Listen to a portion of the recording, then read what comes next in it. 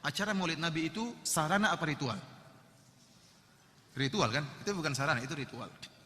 Kalau itu ritual, ternyata tidak ada di zaman Nabi, ya, maka itu adalah bid'ah. Kalau kita bicara ini dalam rangka untuk cinta kepada Nabi, kita katakan para sahabat lebih cinta kepada Nabi SAW. Para sahabat, para tabi'in, imam yang 4 lebih cinta kepada Nabi daripada kita-kita ini. Ada orang melakukan maulid Nabi. Maulid Nabi ada khilaf di kalangan para ulama. Sebagian ulama Syafi'iyah mengatakan dianjurkan, dan sebagian ulama Malikiyah ya mengatakan bid'ah. Ya. Kita sendiri lebih condong kepada pendapat tersebut adalah bid'ah. Kenapa? Tidak pernah dicontohkan oleh Nabi, tidak pernah dicontohkan oleh para sahabat, ya, dan yang lainnya. Para 4 imam tidak pernah melakukannya. Maka ini tidak ada contohnya di zaman Nabi, bisa dipastikan tidak pernah ada yang melakukan apa? Maulid. Dan kita ingin beragama sebagaimana agamanya para sahabat. Karena ciri Ahlussunnah adalah mengikuti jalannya para sahabat. Dan kelahiran Nabi kita yang mulia itu Nabi Muhammad sallallahu alaihi wasallam yang disebut dengan acara Maulid Nabi sallallahu alaihi wasallam. Saya tidak ingkari bahwasanya sebagian ulama Syafi'iyah membolehkan acara Maulid Nabi. Ya. Contohnya seperti Al-Hafidz Suyuti, kemudian juga Ibnu Hajar Al-Haytami, ya. Kalau tidak salah juga Abu Syamah, ini diantara ulama Syafi'i yang bolehkan maulid Nabi. Tetapi ikhwani fillah azanillahu iyyakum, meskipun ada khilaf di antara para ulama, namun yang rajih maulid Nabi tidak boleh dikerjakan. Kenapa bisa demikian? Pertama, kita melihat maulid Nabi yang dibolehkan oleh para ulama. Maulid Nabi yang dibolehkan oleh para ulama, sebagian ulama, adalah dengan membaca sejarah Nabi. Kemudian berkumpul-kumpul membaca sejarah Nabi, kemudian bersedekah, berbuat kebaikan pada hari tersebut sebagai rasa syukur atas kelahiran Nabi sallallahu alaihi wasallam. Bukan acara berhura-hura, bukan acara pawai-pawai. Oleh karenanya pendiri organisasi Nahdlatul Ulama, pendiri NU yang bernama Kiai Haji Muhammad Hashim Al-Asy'ari, iya benar, Muhammad Hashim Al-Asy'ari menulis sebuah kitab untuk mengingkari orang-orang yang melakukan maulid Nabi. Dia menulis sebuah risalah judulnya At-Tanbihatul Wajibat Liman Yasna'ul Maulida bil Munkarat. Peringatan-peringatan yang wajib terhadap orang-orang yang melakukan maulid dengan kemungkaran. Hashim Al-Asy'ari termasuk ulama yang membolehkan acara maulid. Tetapi tatkala dia melihat acara maulid dilakukan dengan praktek-praktek kemungkaran, maka dia ingkari acara tersebut. Dan saya nukil dalam buku saya ini, ya, scan dari buku beliau, dan saya punya bukunya, saya tinggalkan di kota Madinah, tapi bukunya ada dan bisa didapatkan di pondok-pondok NU. Cari judul buku yang judulnya At-Tanbihatul Wajibat Liman Yasna'ul Maulid bil Munkarat. Peringatan-peringatan yang wajib terhadap orang-orang yang melakukan kemungkaran dalam maulid. Di antara kemungkaran-kemungkaran yang diingkari oleh beliau dalam acara maulid adalah pertama, bercampurnya atau ikhtilat antara lelaki dengan perempuan. Ini beliau ingkari. Beliau melihat orang-orang melaksanakan acara maulid, ternyata laki-laki dan wanita pada bercampur. Ini kemungkaran, kata beliau. Tidak boleh acara maulid dengan cara seperti ini. Bahkan saya lihat sendiri di Mesir, di Mesir adalah bagaimana orang-orang melaksanakan acara maulid sampai ada dansa-dansanya laki-laki dengan perempuan. Ya. Orang kreasi masing-masing. Antum kira yang melaksanakan acara maulid semuanya orang-orang soleh? Orang-orang buruk pun mengadakan acara maulid. Para pemimpin mukhamar juga acara maulid, sehingga tatkala mereka acara maulid, mereka bebas berkreasi. Masing-masing punya kreasi sendiri.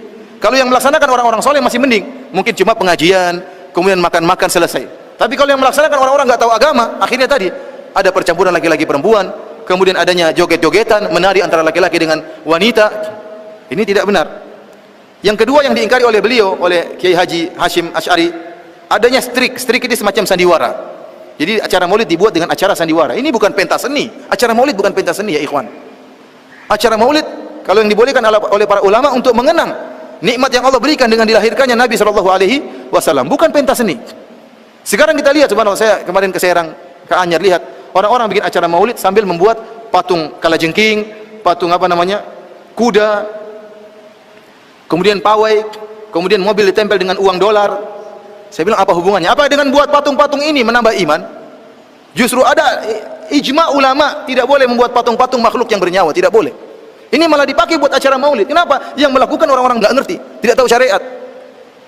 Kemudian kalau bikin pawai-pawai ini, bikin pawai kira butuh waktu sedikit, butuh waktu banyak.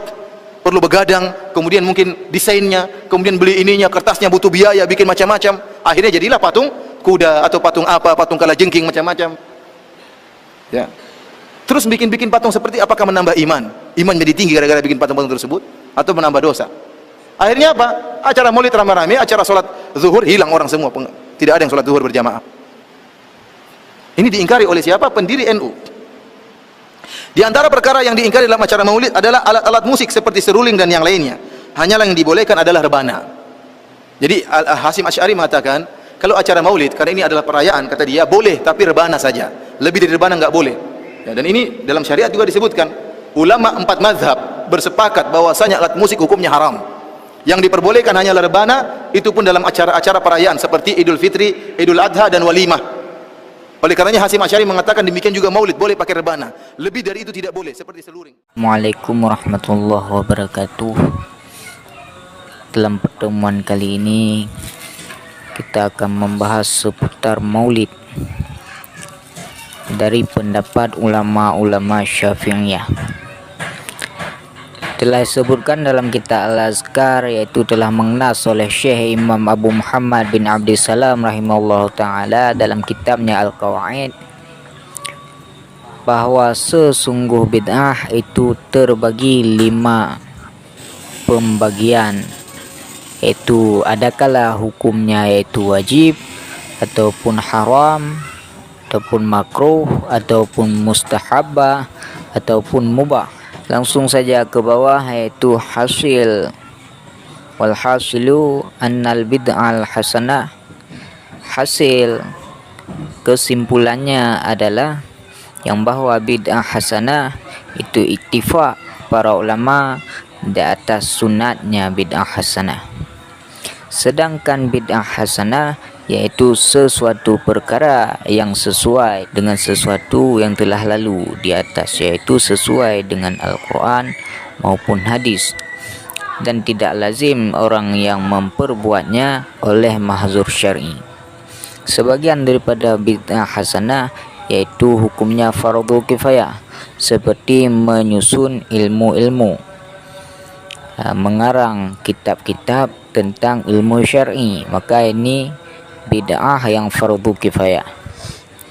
Telah berkatalah Imam Abu Syamah Syekh Musannif rahimallahu ta'ala, sebagian dari bid'ah yang baik pada zaman kita yaitu memperbuat pada tiap-tiap tahun pada hari yang telah ditentukan, yaitu bagi hari maulidnya Nabi SAW, baik daripada bersedekah ataupun dermawan ataupun mengidharkan yaitu kesenangan, kebahagiaan, maka demikian itu perbuatan tersebut yaitu daripada kebagusan kepada fuqara untuk memberitahu dengan kecintaan terhadap Nabi SAW dan mengagungkan Nabi SAW dalam hati orang yang memperbuat demikian maulid, dan yaitu bentuk syukur kepada Allah Ta'ala di atas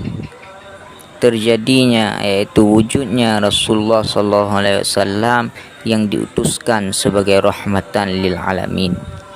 Sedangkan bid'ah sayyi'ah yaitu sesuatu yang bersalahan dengan dalil baik kitab, sunnah ataupun ijma' ataupun asar, baik secara sharih ataupun secara iltizam, maka ini hukumnya yaitu adakala makruh, adakala haram. Inilah yaitu pendapat ulama Syafi'iyah terhadap yaitu maulid Nabi SAW dianjurkan setiap tahunnya. Maka perlu kita ketahui yang bahwa maulid yaitu isinya hanyalah pembacaan syair-syair, salawat untuk mengagungkan Nabi, membaca kisah-kisah sejarah Nabi, dan diisi dengan tausiah, lalu bersedekah baik kepada secara umum dan khususnya kepada anak yatim. Maka hal tersebut insya-Allah tidak bertentangan dengan dalil syar'i, karena kita disunnahkan untuk bersolawat maupun bersedekah ataupun mengkaji ilmu dimanapun kita berada. Cukup sekian. Assalamualaikum warahmatullahi wabarakatuh.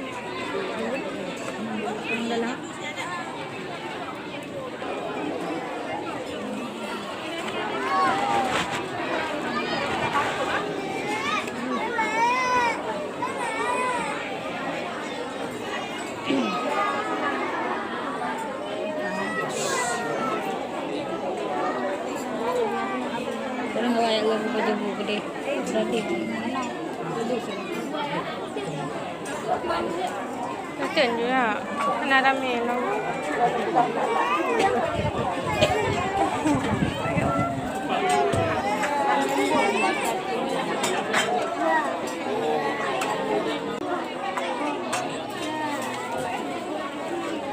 Nah, aduh deh.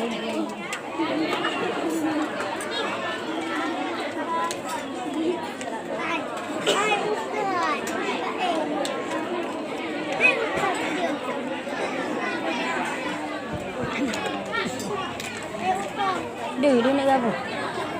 Duh, Hawa betul mana? Mana bu?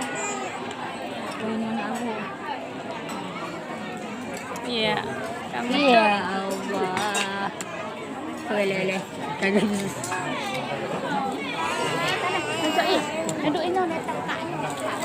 Ini lah, tujuh duduknya udah lah, tujuh. Nah. Dia nak cek ya bu, dia.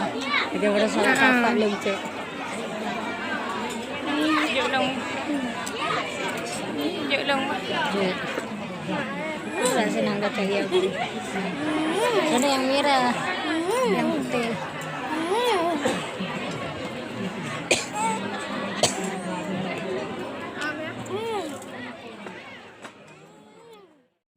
Adalah hubungannya lantaran sakit turun sehat dan turun ilmu lalu ketino diri nyopi kerja tentangnya orang nak cara lain tapi karena dunia bu agar ulama yang dipikir itu nasib rakyat nasib mak di dalam sebenarnya kita ulama terus belakang makanya oleh kemah wallahul muwaffiq ila aqwamit. Assalamualaikum warahmatullahi wabarakatuh. Tujuan pokok malam berbicara sudah tercapai. Ya,